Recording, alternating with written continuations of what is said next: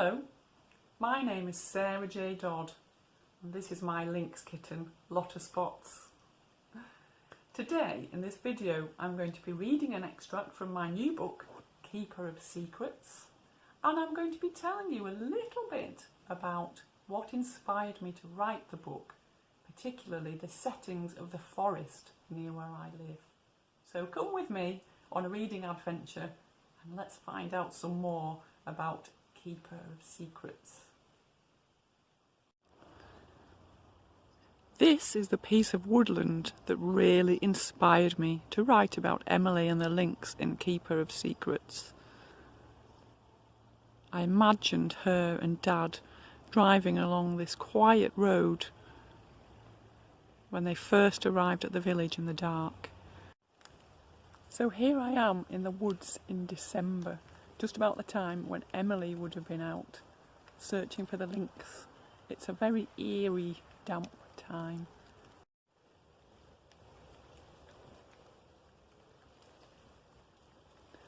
Even though we can't see any wildlife, there will be lots of animals out there, lots of eyes watching. Rabbits, foxes, owls, mice, all watching secretly.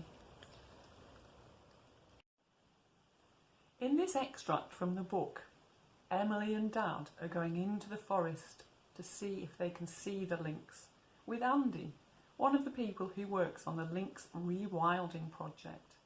So let's go with them and see what we can find. Half an hour later, she was walking through the forest, sandwiched between Andy and Dad. She half wished that Josie had come with them too. She might be a stranger, but there was safety in numbers, wasn't there? A gunshot sounded, and Emily dropped back to be closer to Dad. What if we get shot? We won't. How do you know? Because they're shooting upwards into the sky at the pheasants that fly over them. Unless you decide to climb a tree and launch yourself out of it in front of their guns, it's highly unlikely you'll get shot today. Dad winked at her. He seemed in a better mood since he'd apologised to Josie. Honestly, Em, it's fine. Emily stayed quiet for a while. Then, I thought you said the lynx only came out at night. Dad shrugged. Apparently, when the weather gets colder, they get more active during the day. That's what Andy said. The trees were silvery against the damp, dank ground. Pieces of bark peeled off like bits of dead skin. They made Emily think of skeletons. Andy led them on this way and that until Emily was completely lost. If he decided to abandon them for any reason, they might never find their way back. A twig snapped. Emily froze. "What's that?" she whispered. "Only a deer," said Dad, in the voice he used for calming nervy cats. Look. All three of them stood still as a deer, freckled with white spots, stepped carefully between the ghostly trunks, sniffing the air. If the deer wasn't afraid, then surely... Suddenly it bounded away, leaping over a bramble bush, catching its leg against a thorny briar. Emily saw the panic in its eyes as it struggled before managing to get free. Something had startled it. She sidled up close to Dad and slid her hand into his. He gave her the surprised but pleased look he wore when she made him a homemade card for his birthday, and squeezed her hand tightly before letting go and striding on.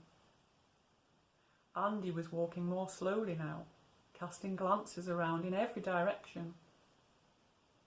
A breeze lifted some dry leaves into a whirling, crackling dance, and Emily's skin prickled. She realised that she was at the back, unprotected against sudden pounces, and she scuttled forward between Andy and Dad again. "Shh, get down," Andy motioned with his hand. Emily and Dad dropped to the ground as though they had been shot. They lay on the ground, propped up on their elbows, behind a decaying log with a huge fungus growing out of it like a gnarly ear. Andy held up his hand, palm outwards, telling them, "Stay there," and he crept further down the path.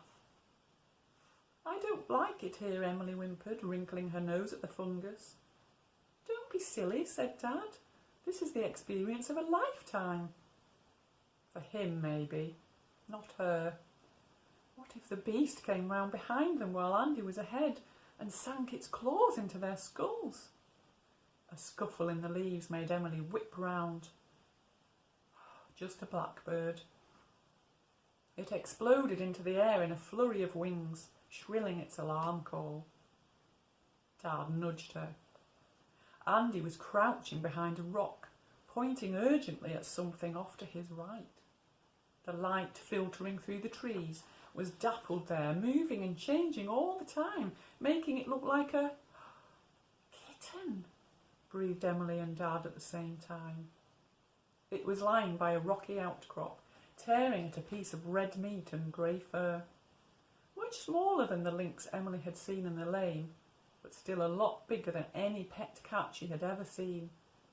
It had the same tasselled ears and streaked fur. A sudden beam of sunlight raked its back, highlighting all the shades of chestnut and gold, the smudges of glossy black. Its eyes and ears looked too big for its face. A leaf bowled past it in the breeze, and its paw shot out playfully to pin it down. "It's so cute," Emily murmured. How could she be scared of something that looked like a bigger version of the kitten in Sal's oven? But then she went rigid again as an adult lynx came stepping carefully through the undergrowth, flicking moisture from its paws.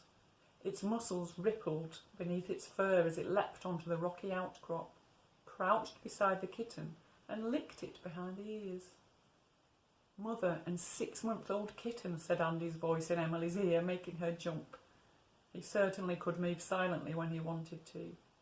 "Just the one. It won't go far from its mother, still learning to hunt." Both mother and kitten flickered their ears and looked up right at the log. The mother stood up, golden eyes wide. 2 tufts of white fur edged with black hung down each side of her jaws, mirroring the pricked ears above. "Beautiful," whispered Emily's heart. "Dangerous," her head replied. I hope that's inspired you to go out into your local area and write about the things you find there. And I hope you enjoy reading Keeper of Secrets as much as I enjoyed writing it. Who knows, you might even see me in your school, and I promise I'll bring Lotta along. Goodbye.